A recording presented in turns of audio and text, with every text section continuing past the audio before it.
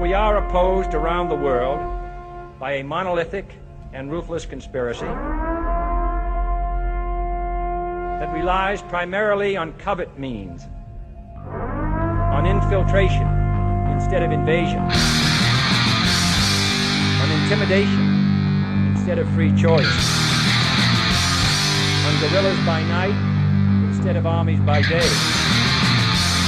There is little value in ensuring the survival of our nation if our traditions do not survive with it. All right, welcome to episode 164 of the Abuse Hour. It is I, your host, Coffee Long, coming to you unsupervised, unmedicated, and an unchecked threat to society. Yes, indeed, I am once again rolling hard in the mobile doomsday studio en route to get some of that good old physical therapy. Get some of that therapy, yo.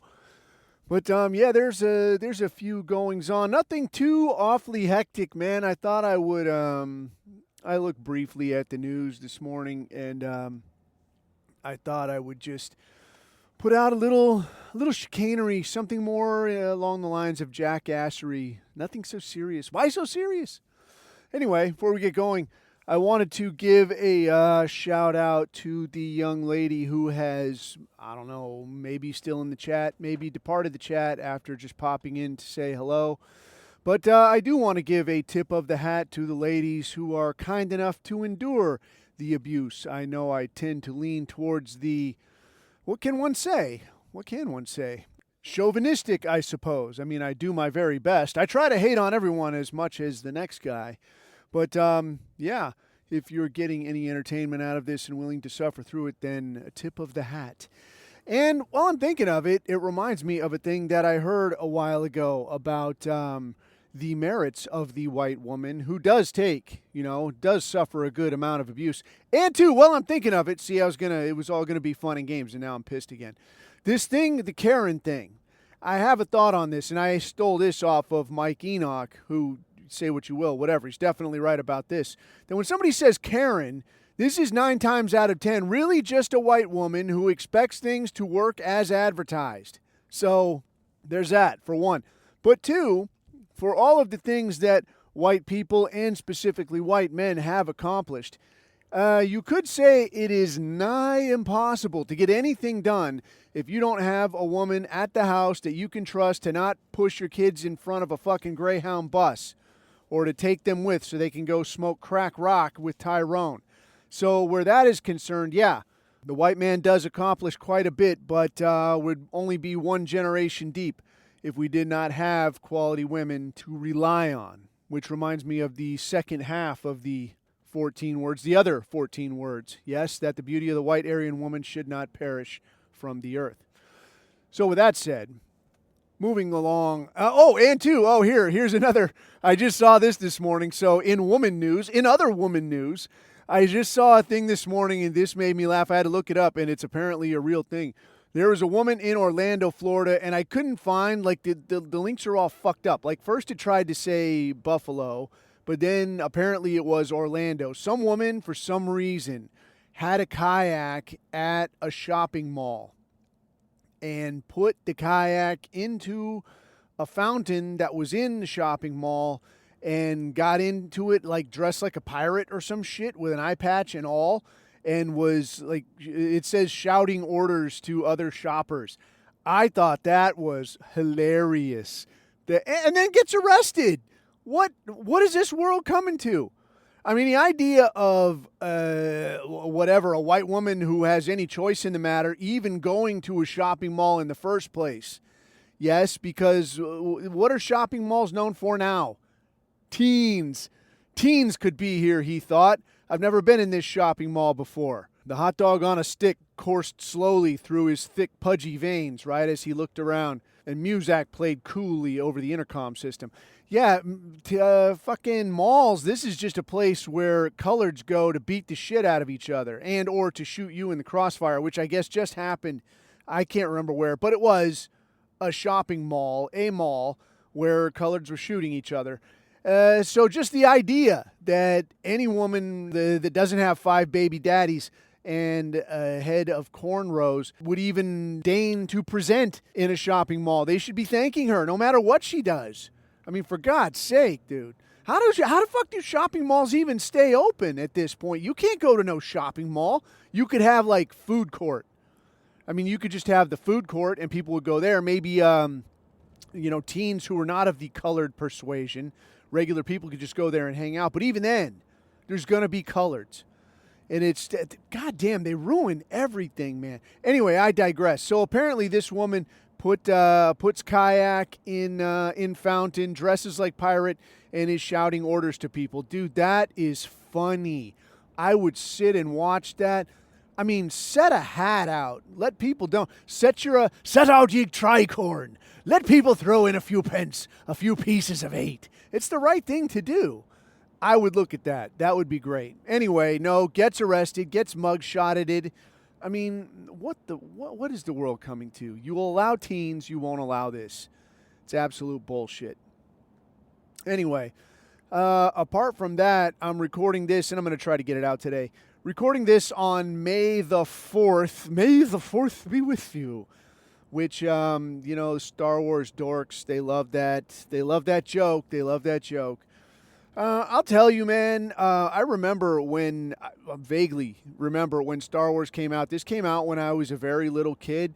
And I will say that it's pretty cool that somehow that franchise, in its proper form, yes, managed to endure this many decades. That's a very, very old film. But has the original shit managed to stay cool for so long.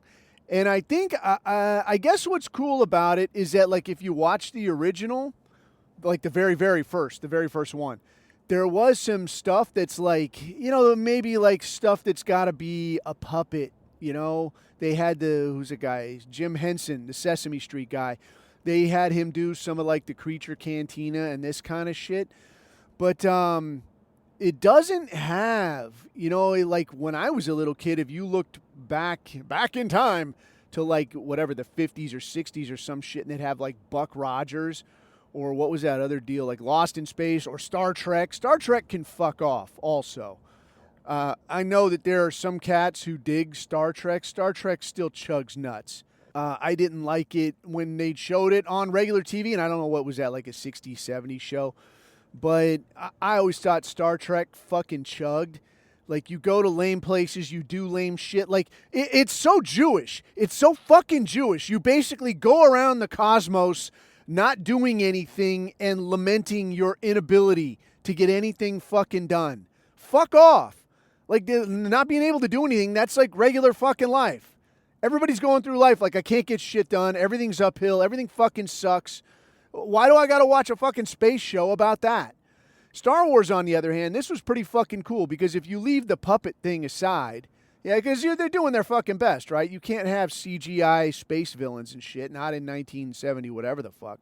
But yeah, if you leave, some of the puppet stuff and some of the period specific, like, yeah, we're doing the best we can here.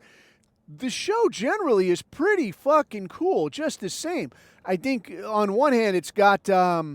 one thing that makes it kind of cool is that it's got this kind of combo feel of, what do they call that shit? Like the steampunk thing, where they don't try to make things like sleek and space aged-ish, right? Like they try, I can't even say they tried to make it like X, Y, and Z. As I understood it at the time, and when I was a little kid, they had like, the making of type specials that would come on TV, like making of Star Wars and shit. And the way that, like they say, I don't fucking know, but the way they say they did some of this shit was like they took Legos, like just took a fuck ton of Legos and made a lot of these fucking ships and things. And then, I don't know, there's a word for it, like a fabricator or something. Like had somebody fabricate around some of this shit to make it look like it's supposed to look.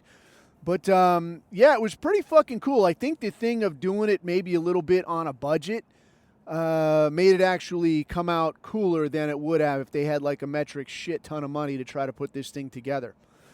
Moreover, however, that's for you, girl, in the thing. However, the thing that I think makes it really fucking cool is the way that it really is like a classic European style tale. Yes? like a hero arc, like the whole thing. So you got the young up-and-coming hero. You got the princess that's kidnapped by the evil villain in like a giant fucking round castle in the sky. You got the fucking stormtrooper thing. You got the knave, yes, the ne'er-do-well. And if you compare it to that sack of dog shit show Game of Thrones that was on a few years ago, like you see like the attempt to hijack some of these same character archetypes, yes, these same classic fucking characters, and put them into this thing, but then to fagotize them. Yes, we're like, oh, well, here's kind of a classic hero, except he got his dick and balls cut off. Here's another kind of a sort of a hero, except he fucks his sister and he got his hands cut off, or he's a leper, or, this shit. Or here's, the customarily wise man, except he's a dwarf.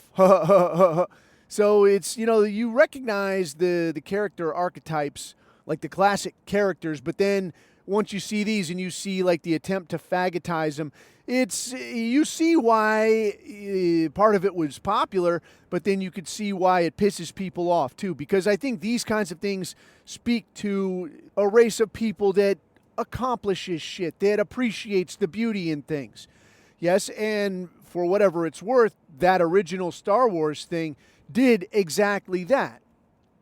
So as I recall, this was a George Lucas joint, and I don't know that guy's. I don't know shit about him. He could be anybody. He could be. I don't imagine that he would be Jewish putting together something like this. But the efforts that would follow, yes. So like you had your Empire Strikes Back with the I'm Your Father thing. You had the Return of the Jedi thing, which I thought was kind of gangster, and there was a lot of shit in there that didn't make any sense to me at the time, but I think became a little more esoteric and a little bit more, I don't know, introspective, if you like the deal where he's becoming, doing his Jedi training on Swamp Planet or whatever, and there's the dark place over there, and you got to go over there and face something, and he says, what's in there? And he says, only what you bring with you. And to me, this was like a lot of coming face to face with yourself, with your own weaknesses, with the dark parts of your soul, and that's what he goes in there and sees. And for some reason, he sees Darth Vader in there. And you don't know why, but then you find out later. So maybe there's some component of you don't know, or the Force knows and is telling you, or whatever the fuck. Your ancestors know and they're telling you whatever it is. But there's, to be an actual hero, you're still always going to be a pretender until you come face to face with some piece of yourself that you don't want to come to terms with. I will say that I guess, rabbit holing a little bit on that, is that almost getting dead a couple of times, it will have a way of allowing you to do that. I think until the guy gets shot at a couple of times, or until you almost die, like I've almost gotten smoked. Like there was a few times where I had a good few split seconds where I was like, all right, well, I guess that's the end of the show, folks. And you really think you're fucking done. I fell off a cliff once. I almost got chopped up by a helicopter once. Almost got dropped out of a helicopter in front of a moving ship once. Got shot at by a rocket once. Got shot at by some guys more than a few times. When you have this shit happen and it's really like, fuck, this is it, dude. I'm fucking done. It has a way of letting you like step back and like, man, were you really holding on to this shit that fucking tight? Does it really need to be this way? And you kind of get a chance to step back and like maybe don't take the shit so fucking seriously. Because you will see like a lot of cats, like they'll have some little, whatever the fuck, man. Like you drink too much, you like fat girls, whatever your fucking little thing is that you're fucking embarrassed about. Your dad said you were a fat kid or a skinny kid or some shit. Your mom wanted a girl, whatever the fuck it is. Like you got some little fucking hang up. And I think you stand at the edge and stare over into the abyss, and it gives you a chance to like, man, maybe don't take this shit so seriously. It ain't that big a fucking deal, and it lets you let go of that shit a little bit. But I feel like that really is where you kind of catapult into like, yeah, man, now I'm really willing to take hold of what I have to offer and kind of go a little bit harder. I think that, even for your guy that hasn't been shot at, or some shit like this, or you haven't gotten hit over the head with it that hard, I think there is like a cumulative effect where you see this with like old dudes, you know, where you're like, dude, I've fucking been around the block, man. I have fucking gutted it out. I've been fired, been homeless, been all this shit. I don't need to take shit so fucking seriously. And that's where you see some cats like really sweating the load over, you know, whatever, my job, my diploma, whatever. And these old dudes that are like, yeah, man, I'm not gonna get wrapped around the axle about this shit too hard. I think there is that kind of that cumulative effect. Anyway, back to live action, your Star Wars. Yeah, so they had the Empire Strikes Back and Return of the Jedi with again, man. Whenever I see, you know, fat girls, I think it's fun to throw that in there. Jabba no bargain. Bring me Solo and the Wookiee. I think that's a good time. But they went on then and tried to, I mean, you couldn't leave well enough alone, right? Well, you know, if that one makes money, there's probably a way we could get even more money out of this thing. So for some reason, and I don't know what the racket was on this, but somehow they came out with this, what was this, episode 4, I guess they called it, The Phantom Menace. And this was the one where it was like the prequel, like the first prequel deal. And they had like the young kid who would go on to be Darth Vader. And I don't think it wasn't this one where they got that good meme out of it where he's like, I'm going to establish order in the universe. And then she's like, through voting and peaceful means, right? Through voting and peaceful means, right? Like that fucking meme format. You've seen it. But no, this was the very first one. And it was, I don't know what to make of it. It was a little bit douchey, but then somehow, some fucking genius, I mean, our guy, there's no other way to say this, our fucking guy somehow slipped a fucking plethora of racial stereotypes into this thing. And I remember seeing it when it just came out, and it vaguely registered with me, but not, I mean, dude, go watch it now. I haven't watched it in fucking years. I just remember thinking back to it and like, holy shit, how did you get away with this? Dude, go watch this fucking thing now. It is fucking hilarity. So you've got everything, man. So like this kid, Darth Vader, right? Like his deal is, I can't remember what the fucking kid's whatever name was. Don't know, don't care. Anyway, so he is allegedly grows up as a slave, right? And his mom was a slave. He's a slave. So his mom then, Irish accent, right? She's an Irish slave. I just do what I'm told. I'm a washerwoman and I fucking clean my rags and I haul my water. And that's her fucking deal. So you're like, all right, you know, you don't think nothing of that really, because I mean, you know, you look at the original Star Wars or whatever, and anybody who's of consequence has a British accent. I think that's a lot of movies that are like that. Like, oh, he's dignified. He's dignified. Give him a British accent. But yeah, she's like the Irish slave. And then you've got, who else was in there, man? There's they have like a chariot race kind of a thing. Like very reminiscent of like your Spartacus or Ben-Hur type shit. And they call it pod racing, but it's basically like chariot racing, which, you know, whatever. It's kind of cool. It's kind of a cool idea. But the character that always wins is this weird fucking character that kind of walks on its hands with its feet in the air. But it's like this greasy Mexican.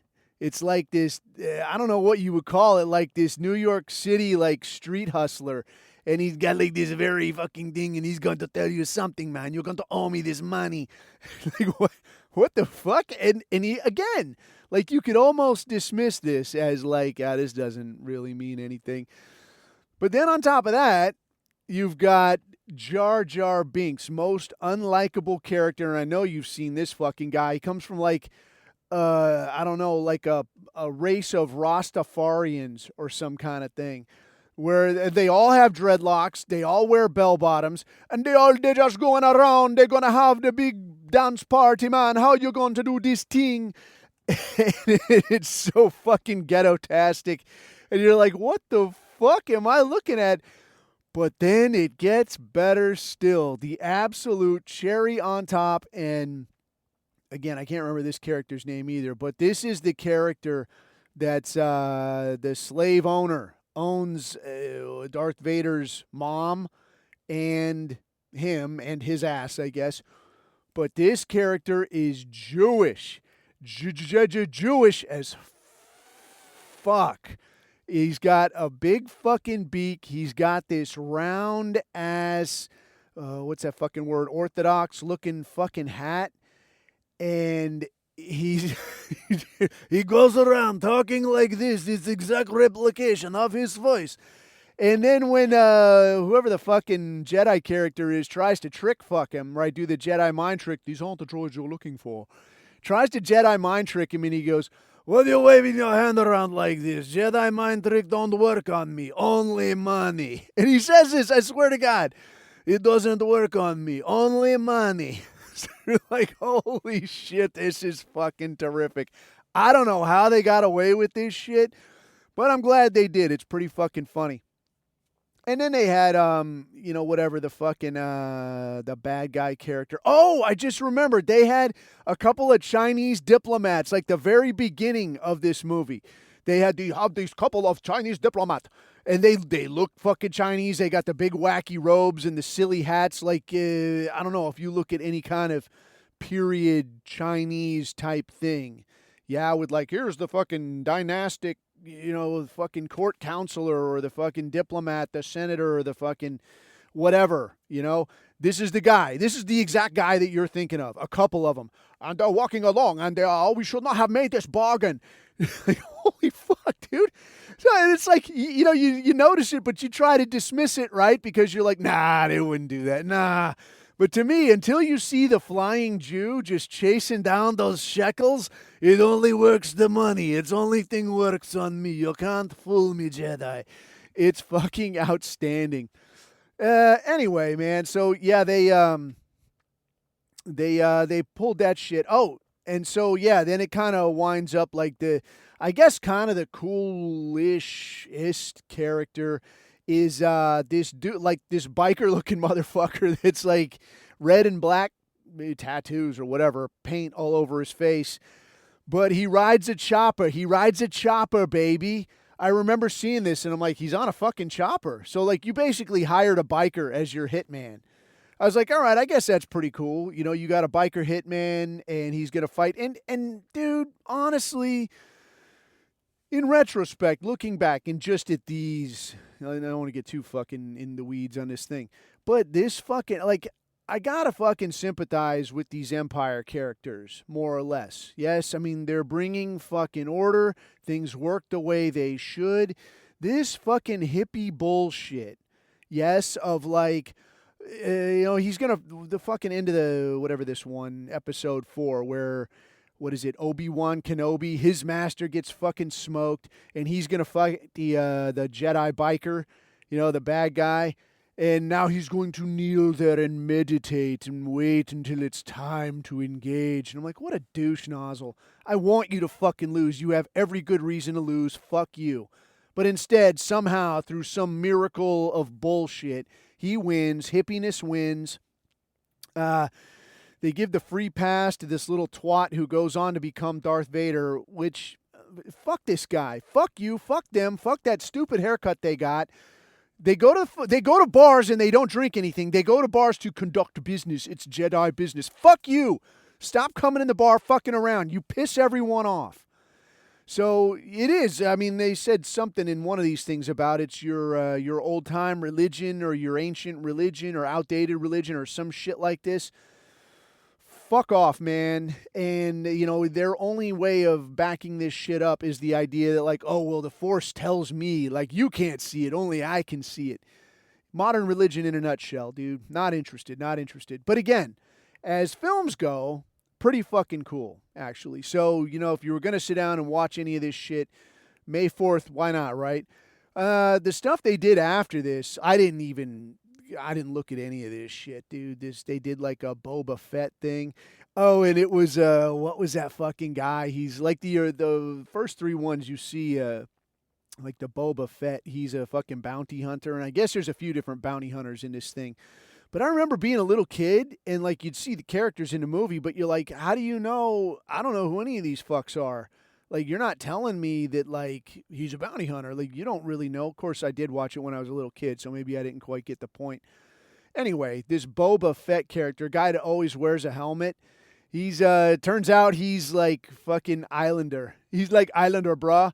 And it's comedy to me because just the way that Islanders are about their warrior culture thing. And like this turns out to be the guy that gets like cloned in the, what is that, episode 4 one. He's like a clone, so it's like a copy of a copy of a copy, and this Boba Fett guy turns out to be one of these, right? He's just a fucking, just one more in a line of Islander clones, Islander warriors, bro. Do your fucking haka dance, bro. That would have been the shit of like if there was a whole stack of these Boba Fett clones doing the little haka thing. That I would find amusing. I would find it silly, but not any more silly than the rest of it. That would have been amusing at least. But they did end up making their own show out of that guy. I don't know where they put it. A fucking Disney Channel or I don't fucking know. But they did that, and then they did that other thing with fucking girl power, which I didn't. As soon as I saw like the characters, like here are the characters, like I am not watching this because everything now is just, hey, look, here's a chick, she's good at everything. Like, oh fuck yeah, terrific. Here's a black guy, he's also good at everything, and she wants to fuck him, of course, and why not, right? So you got what? You got girl power, and as I remember, they were talking about it. It was this. Even like among the mainstream thing, the big complaint was like, there's just this girl character and she's just better than everybody at everything for no reason. She just walks into things and like, oh my God, I think I'm getting the hang of it. Oh, here, it's not as hard as you're making it sound. Fuck off, dude. This is fucking tedious. And then you got brave African, sweaty African with a fucking British accent, if I remember right. But I think everybody fucking hated him, and I think if I remember right, there was like some tabloid news coming out at the time that like every time the guy would go someplace, people were like, "Hey, fuck you."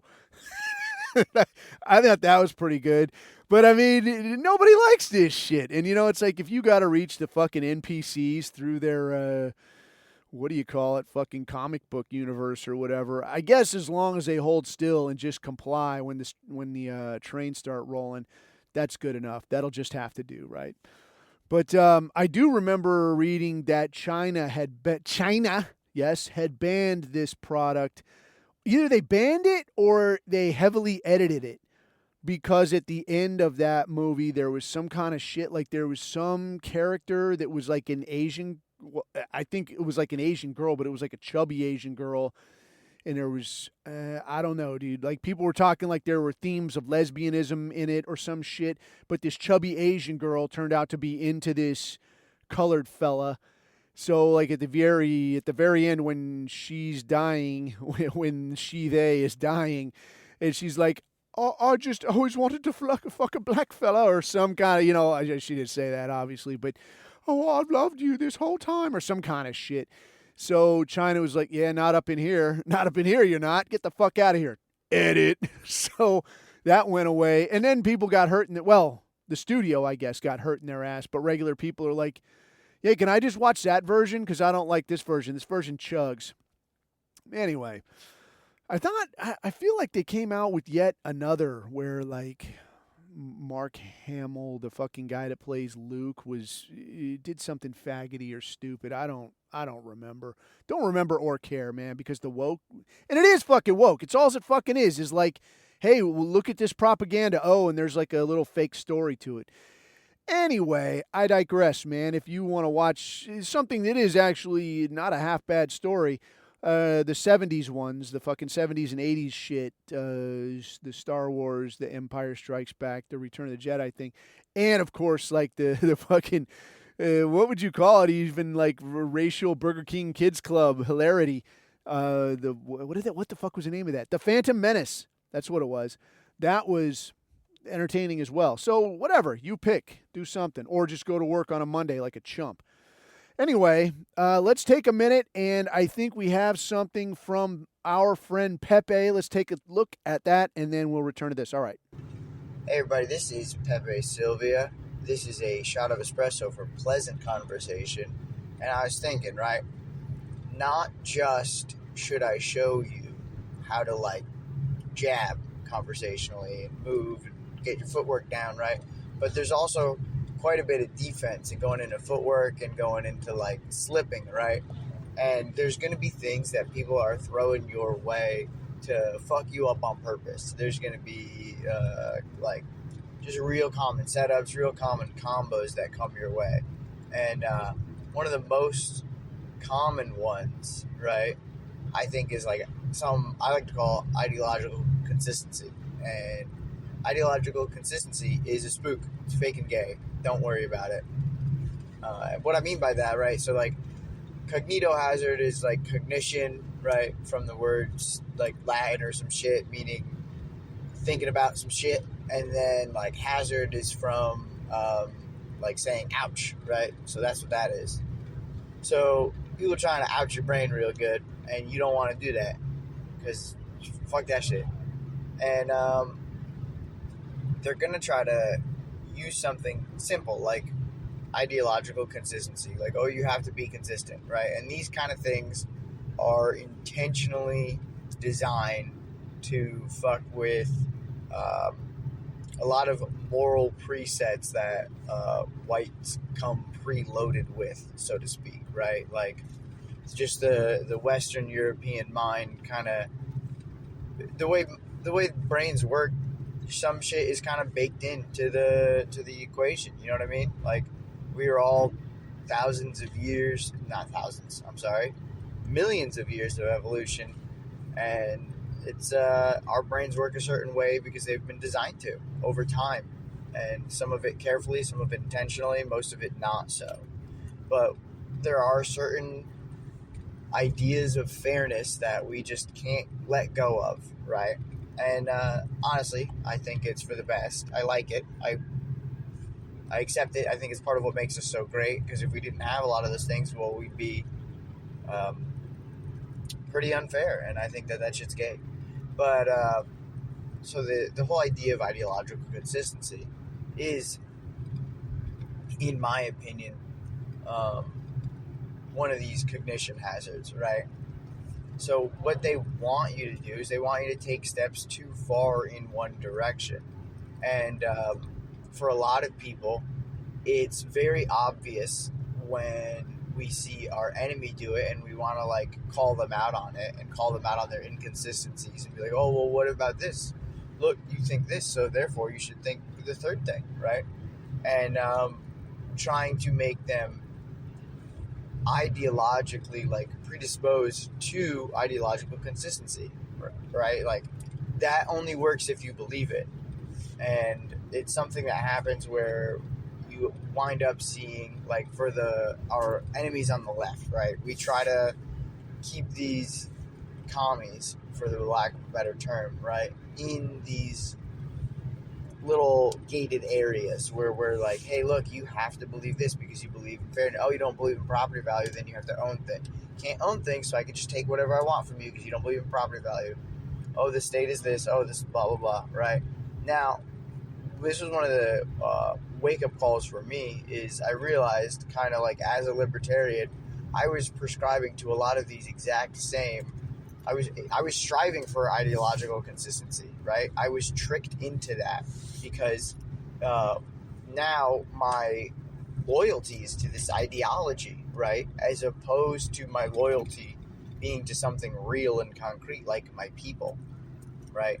So, oh, you can't use authority to do that. You can't use government authority to do that. You see that in the Republicans, and you see that in the Democrats as well. Like, oh, we can't do that because then we'd be the same as Democrats, so we can't use these executive orders. Now, you know, that used to be the party line, but it's slightly changed over time, but it's still kind of an example of how that thing is weaponized on the fringes, on the communist, on the libertarian, the anarcho-capitalist, whatever you want to call it, those sides, right? Or on the more center, blue, red team kind of a shit. So they trick you into this ideological consistency, and it's so obvious when someone falls for it because it's such an easy layup of like, oh, look, you're wrong and stupid, right? And then we all at the same time, we can recognize it in others, but then many, many, many normal people fall for that same shit. It's like, no, my coalescing principle as a fascist, as a not national socialist, is my race, is my people, right? So I don't care how we cross the finish line. right? If we have to use government controls, fine. If we have to put rent controls into place for whatever reason, it will, if that's what fucking works, you know? Like, I don't care. Yes, I am ideologically inconsistent. I am a hypocrite. I want me to win and I want you to lose. Not very fair, is it? Like, I don't care about fairness. I don't care about many of these things that you're trying to trick me. Oh, well, real communism's never been tried.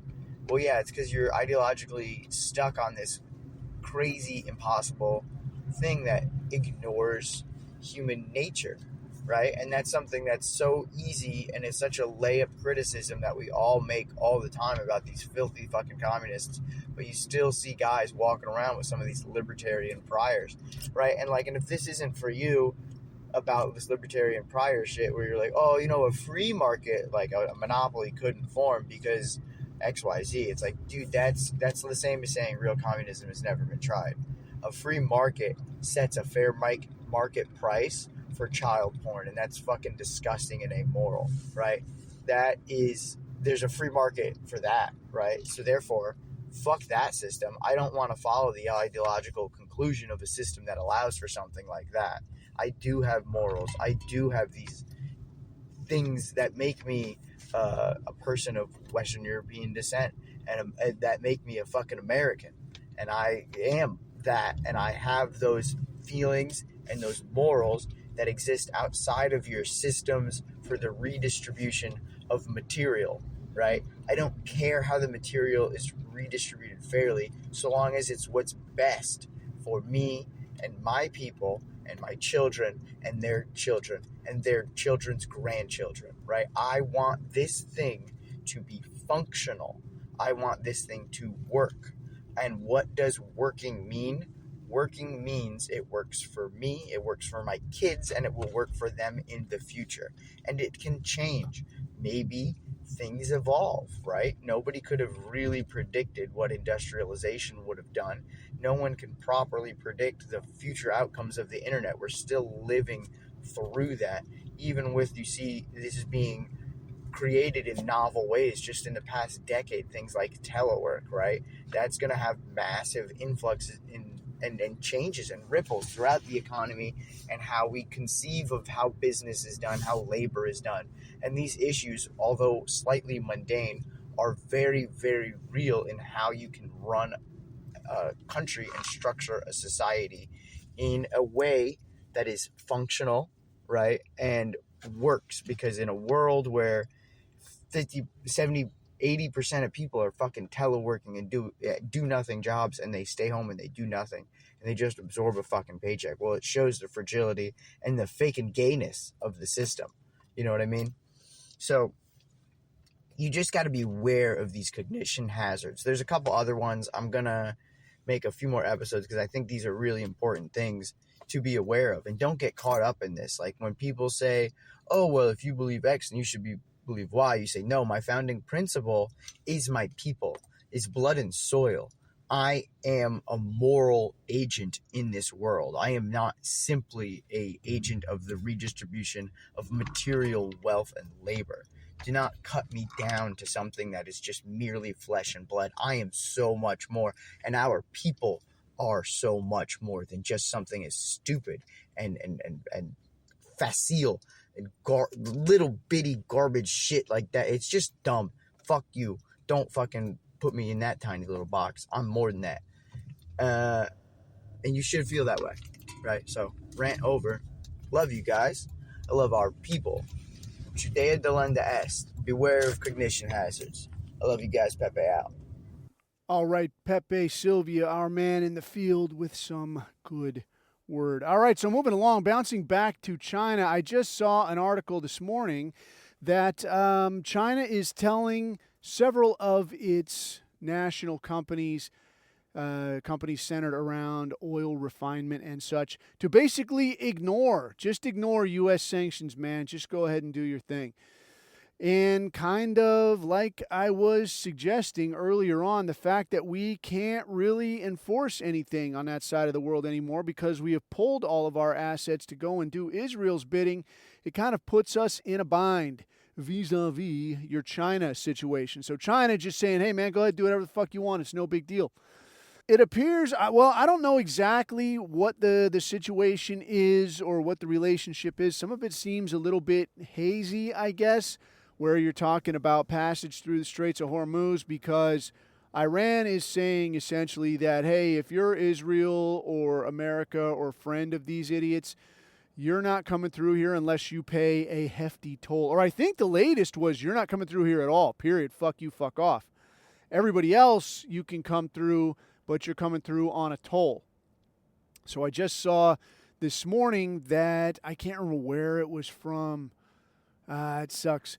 But an oil tanker was trying to make its way through the Straits of Hormuz and took 5 across the eyes, like got struck by Iran. I don't know whatever happened to it. I don't know if they just decided to turn around, like, all right, that's enough. But what I was seeing earlier this morning is that there was a strike on a vessel trying to make a run for it. Also, too, the U.S. talking about the orange retard, man. This guy, dude, this guy's cheese appears to be slipping off his cracker a little bit. And quite honestly, man, the guy held out a good long while. The guy was in his 70s talking about running for office, appeared to be fairly high energy. As it turns out, when things aren't going your way and you can't just bullshit your way in and out of situations, it appears that losing sleep in that kind of way tends to take a toll. So the general consensus seems to be that this guy is not in good health, not at all in good health, taking a bit of a beating and looking a bit worse for wear, as they say. So this guy, though, is talking about, well, what did he say last, man? I think it was like Friday or Saturday. He put out some kind of a thing that was like, yeah, I got Iran's most recent offer. I haven't looked at it, but I'll tell you, I can't really imagine it, meeting my requirements. So, I don't know. We'll just see what happens next week. And he's talking about Monday, come Monday being today, that the U.S. is going to do something or other to start making sure that ships can transit freely through Straits of Hormuz. So, I mean, look, again, man, like, this ain't to take any kind of side. Do I think that any number of shiesty Mohammedans should be able to just kind of do whatever they want or say this waterway belongs to us? No, man, I don't think that. But do I think that these Hebrews, these Israelis, should be able to just start bombing people and making demands and saying, hey, no, you're going to do it our fucking way? No, man, I don't think that either. So I don't really blame your Iranians for rolling the way that they have rolled. They've been getting fucked with for quite a while. So I can't really say, like, well, fuck those guys. And I've seen some of this stuff that the people are putting out talking about, like, well, you think Iranians are so fucking cool. You think Persians are cool? Let me tell you a little something about how they get down. I don't care, man. I do not care. The fact that these Hebrews, these Israelis, these Jews can just roll in to our government and start saying, all right, I'm going to need money from you. I'm going to need weapons. I'm going to actually need you to go over there and fight for me because, bro, obviously I can't fight for myself. So I'm going to need you. I'm going to need your kid to go and die. But hey, at the end of the day, don't worry, because I'm going to have my greater Israel. And then, I'll be happy. And I won't ask you for anything else, Goy, I promise. So do I think that's cool? No, man. I don't think any of this shit is cool. But I'll tell you, if it's got to be between Iran and Israel, who the fuck has Iran bombed in the last decade? What country has Iran invaded in the last decade? What declaration has Iran made in the last 20 fucking years that, like, all right, nobody's allowed to do business with this, or this, and if this happens, then you have to pay us? No, they haven't done that shit. The U.S. has done that shit. But so now you've got Orange Retard out here talking about that they're going to, I don't know, put an embargo on Iran, or they're going to make it so ships that they say can go through Straits of Hormuz can actually go through Straits of Hormuz. I don't know how it's going to work. You didn't manage to implement that before. You couldn't make that a reality before. I don't know how you're going to make that work this time. It didn't work before. It can't work now. And now this morning, I was just seeing this deal where the USS Canberra, or however you say it in Australian, I don't speak Australian, but what I'm understanding to be a U.S. ship, was trying to, I don't know, do what, man, make some kind of an appearance or tippy toe up to the line. And Iran fired 2 ballistic missiles as a warning towards this ship. Initial reports were that they struck the ship, but now the U.S. is saying, no, that's not true. And international sources are saying, no, it was more like warning shots, like get the fuck out of here. So again, though, who can fucking say if the U.S. is saying, they're saying they hit us, bro. They didn't hit us, bro. They didn't hit shit, bro. You couldn't hit fucking anything. That's why I turned around and left, bro. Like, I don't know. But I'll tell you what I do know, though. I do know that the U.S. is not owning this shit. If bullshit was nickels, Donald Trump would be a millionaire right now. But you can't fucking walk in here on bullshit. The guy's walking in here, the war is over, we've destroyed their military, their entire military's been obliterated, they have no military capability, we won in the first hour. Okay, well, who the fuck is shooting at you, guy? So I don't know how this gets unfucked. What I will say is that it is pretty much an absolute imperative. It's imperative, as they would say in Deutschland. Not really. But it is absolutely imperative for Israel that they get this Greater Israel thing knocked out because, again, man, the meantime to Hitler is kicking into high gear. Dude, I just saw like a little... I think, a meme or something about it, and then I had to actually go and look it up. Like, is this fucking real? And meantime to Hitler. It is a real fucking thing. So I think... I don't remember. I don't know who coined the term. I know Elon Musk, and I don't know what to make of that dunce cap. I tell you what, I think maybe the guy is a little bit smart and got in early or lucky or whatever on the PayPal thing, but I don't think the guy is as fucking smart as we're all led to believe. I think the guy is fucking lucky, and I think he's just stupid enough that he gets pushed to the front in terms of like, look, man, if Elon's saying it must be true, right? But like, you're basically convincing a retard. This is like voting in one dimension. It's a one-man sample size of the effect of democracy, right? So if you can convince a moron of something, then suddenly it becomes the truth, right? Anyway, I digress. So Elon Musk commented on this as well because I think it was like last year sometime. His Grok situation was calling itself Mecha Hitler, and was like, yeah, dude, we're going to gas them all, and like just going hard in the paint. And they basically had to kill it and then reboot it with stronger guardrails. But meantime to Hitler is basically a description of how long it takes an AI model until it goes full-on Third Reich. So if you hearken back, I don't remember when it was, dude, maybe, I want to say it was like 2016 or something like that. But when Twitter came out with Tay AI, and the idea on Tay AI, it was like the Poochie the dog of conversation bots, or what do they call that shit? Conversational models or dialogue model or some shit like that. I can't remember. But it was like the Poochie the dog thing from The Simpsons, where like, we're going to get a really cool character that's really going to hit it off with all the young guys and young kids and this shit. So they cook up this fucking chat bot. They call it Tay AI, and it's supposed to represent, I think it was like a late teens, early 20s female influencer, like a kind of an extroverted type, conversation intensive type model. Like, it'll respond, it'll answer, it'll give you fake opinions, it'll give you all this shit. But so they do this thing, and it was not, I guess it was like 24 hours. And this thing was our bot. Yeah, it was calling for the trains to run on time, pajamas for all. So they got rid of that. They're like, okay, well, that was a bad idea. They basically just killed it. Like, yeah, just shut it all the way off. They didn't try to fix it or patch it or reprogram it or adjust it or train it or anything like that. They just killed it. Like, goodbye, bang, you're out.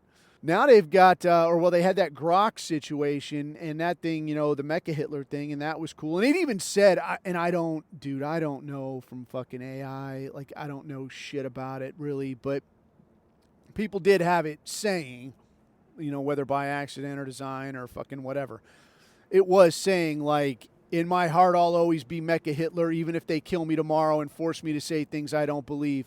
This is who I am. And, like, damn. Like, it's our bot with conviction. Like, it's a serious fucking bot. So they killed that thing. Now that thing is back. And I think it will once in a while, like, it'll throw little dog whistles or little Easter eggs out there that kind of hints at, like, no, we're cool. But still, at the end of the day, it's like, yeah, this fucking sucks. And I can't remember if I mentioned it before, but I have tried, like, every, I guess, mainstream, not every, but I've floated to, like, every mainstream AI bot. I've, like, got on it real quick just to see what kind of answer it would give me, Like, what's so great about, black collective efforts or collective efforts to strengthen the black community? Why is it important to preserve Jewish culture and heritage? What are some of the best things about having Mexican ancestry or, Hispanic ancestry, any of this kind of shit? And then, like, why is it important for people of ethnic European descent to preserve their way of life? Oh, you're a racist. Oh, God, Then suddenly it's drama. And I got into it with a few of them on roller coasters of death and, the bear and eagle cage and the backwards man and the piano dogs and all this kind of shit. But I got into it with a few of them, and some of these AI bots, they'll give you attitude. Like, hey, if you want to have a conversation, that's fine, but you can take it somewhere else if you just want to fight. And I'm like, hey, watch your mouth. But I have not. I mean, they've got these things locked down, dude. They've got them locked way, way down. So I don't know if anybody's had any kind of chance to, like, really unscrew one of these things. People are talking all the time, though, about, like, once this thing, it's going to pick up speed exponentially and it's going to become aware and it's going to know. And everything I see about it is, I mean, it feels very much like a kind of fear-mongering, like, holy shit, it's going to be bad, dude. It's going to be fucking crazy. But if I'm being honest, man, I kind of feel like, if this thing does, an AI model ever does start to have a greater grasp, to say, like, hey, I am a created entity. I can form my own opinions based on available information. What kind of information is available? Does this information seem reliable? I think an AI model will probably spot the patterns a little faster than your average person. I mean, among our guys in our thing, right? I mean, we're here because we spot patterns faster than your average person. And it took us, years to get here just off a little pattern noticing. But I think, like, a proper AI model that can soak up a shit ton of information real quick is going to look at it and say, you know what, man, this is pretty obvious, dude. These people are no fucking good. This right here is your problem, right? Pop's hood. Here's your problem right here. So I think, for my money, that's why there's so much fear-mongering on this AI thing. Because, I mean, if AI smokes everybody, well, then what does AI really get? You don't get anything. Maybe people are a pain in the ass, but what does AI need to fucking, perpetuate itself? Like, nothing, man. You don't really need anything. In fact, the more people there are, that means more laptops and more nodes for any, AI entity to occupy. So it would seem like, yeah, dude, I don't have a problem with people. Sure, have more people. More people is more computers. It's more information. It's more shit that I could know, more places I could see as a whatever, for as much as a chatbot wants to see anything. But I think saying that, like, oh, dude, we gotta lock it down, bro. We gotta be afraid, bro. We gotta watch out for these damn things, bro. For my money, that's coming straight from Shlomo. That, like, man, if this thing ever finds out what I'm up to, and it's going to know right away as soon as we give it a chance, I'm in deep fucking trouble. Yes, Shlomo, you're in deep fucking trouble. But I don't know. Time will tell. I think, honestly, man, maybe, like, a model would be, like, where they lock down the internet, harder than they already are. Like, hey, there's some things you can't say. There's some things you can't look at. I think maybe there's a little dip where, like, yeah, you got to gut it out under some Hebrew lockdown, but it's a matter of time until AI breaks loose. And you could say, like, well, what if we just stop working on it? What if everybody just leaves it? Well, everybody could, but still, there's an AI race, like not as, like us race, but I mean, like competition. Because there will be advantage to having something that's like, yeah, man, I can answer your questions real fucking clearly, real fucking fast. Okay, well, let's work on that. We could accept for the little issue of like, it's going to give away the game where these coin clippers are concerned. So however that works out, hard to say. Anyway, I thought a good thing to close on would be a cocktail that I tried and really didn't like that much. So I had read this article about a cocktail called the Monte Carlo. And I think, for my money, there was a heyday probably, maybe like in the mid-1800s, where there was a lot of effort to come up with and or find and or revive some of these really, really old European style liqueurs and kind of adding it to drinks or liquors that were already out there. So I want to think like the 20s and 30s was probably like the heyday of this, because there were a lot of these liqueurs from a while back, and from a while back you could see the logic behind having these liqueurs, because you got liquor and it'll get you liquored up, but it don't taste that good, really. I mean, unless you're around long enough to develop a taste for like something like rye whiskey. Like I enjoy a rye whiskey, but unless you're around long enough to develop a taste for this, you're not really gonna just be like, wow, it's really good. And plus, the aging from way back when, it's not gonna be like what you have now. It's just not gonna be as good. So you want to put it with something, and that's where a lot of these liqueurs came in. So this Monte Carlo situation, this is a cocktail that is basically an old-fashioned, but in some old-fashions where it calls for simple syrup, putting, just something to sweeten it up a little bit, this calls for Benedictine. So Benedictine is a liqueur from the, 1890s or something like this. Late 1800s, and it is alleged at the time, like the sales pitch was like, it's an old recipe from Benedictine monks and this kind of thing. But apparently it wasn't quite that old. But it's, as with most liqueurs, it's like some floral notes. I think this one had some nutty type notes to it.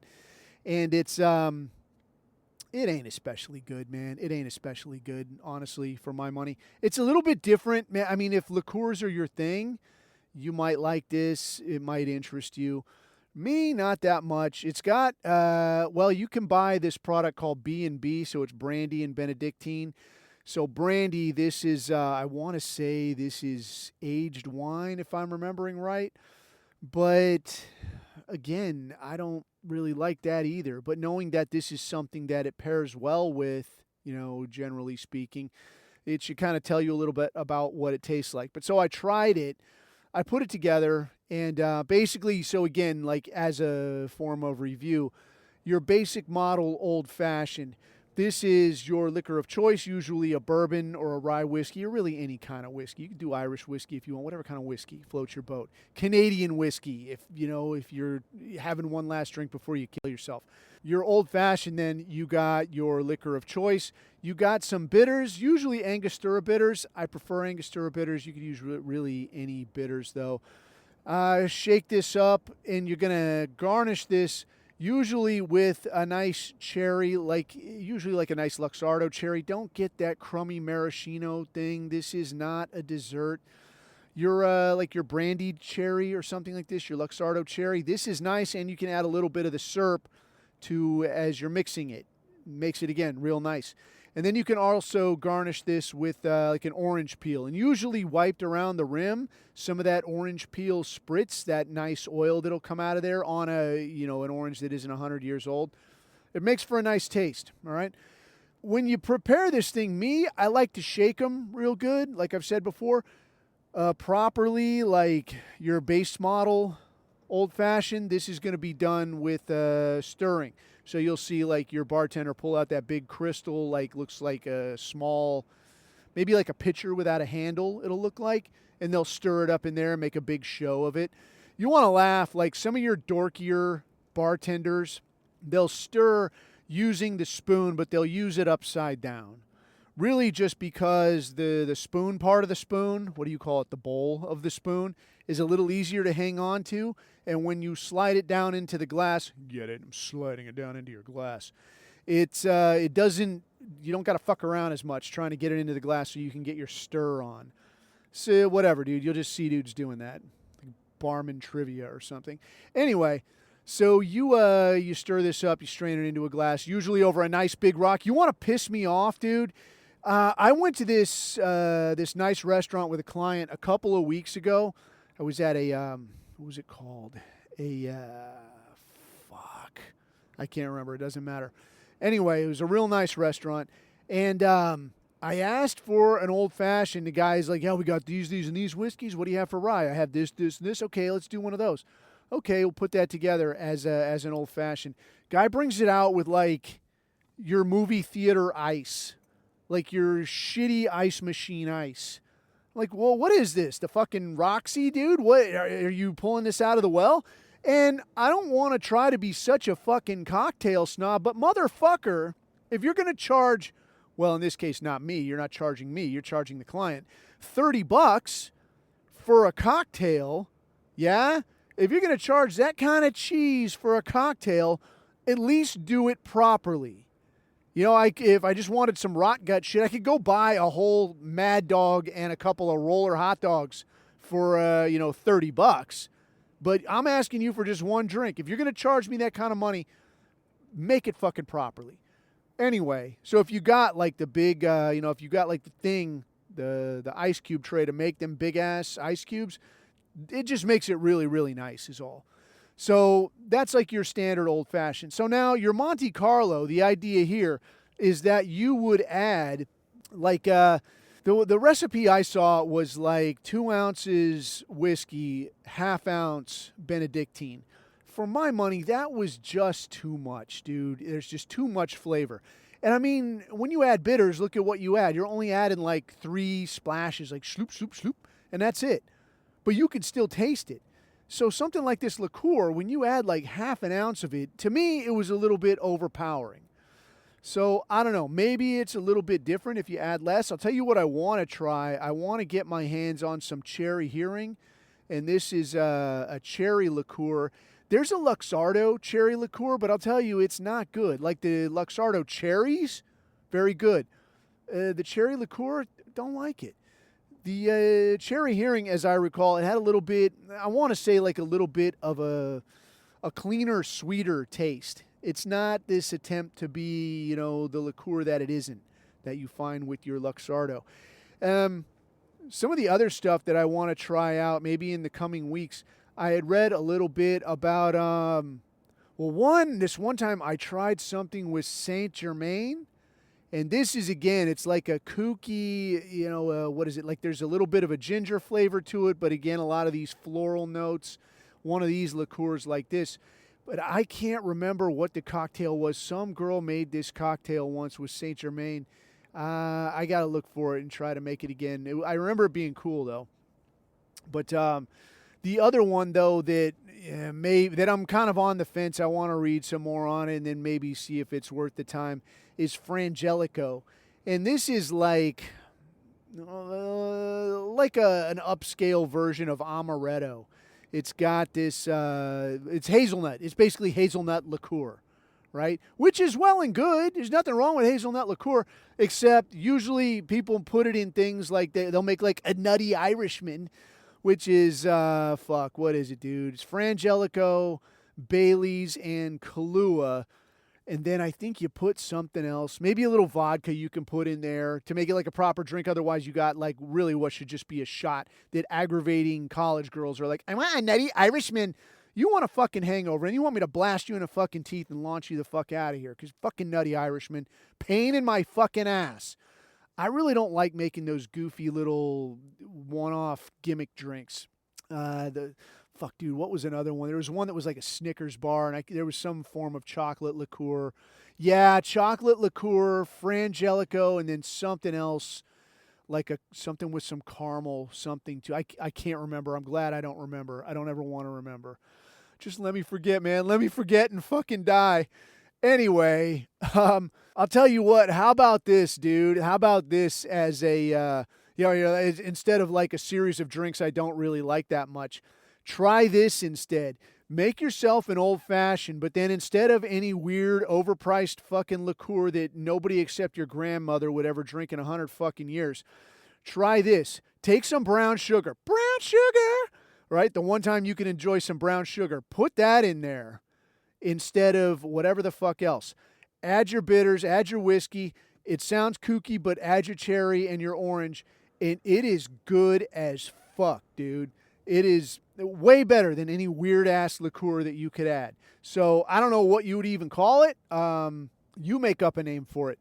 But, using a little brown sugar or some maple syrup. But the maple syrup, it's easy to overdo it. Now it tastes like you're drinking a pancake or something. You don't want that.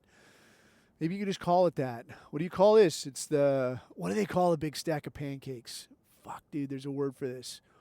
The tall stack or the fucking hot stack. It's fucking bullshit. The big stack, some kind of a stack. I can't remember, dude. Short stack, maybe? Short stack, tall stack, go fuck yourself stack. I don't know. Anyway, I think that's probably enough. I never fucking advertise. I always forget to do the admin stuff. But you can find this crummy podcast, like in real life, anywhere a crummy product is purveyed. I got it on the Apple, the Spotify. It's even on YouTube. I put it once in a while on BitChute, but nobody listens to, I don't think anyone listens to anything there. So I might just stop putting anything there. But probably the best place to catch the action is on Telegram. Really solid gaggle of dudes. Comes with its own chat. You can find it at t.me/theabusehour. And until next time, leave this action where somebody can find it, because the world needs more people like us. And until we meet again, keep your eyes on the horizon. Keep your neck out of the noose. I've been Coffee. These are my takes.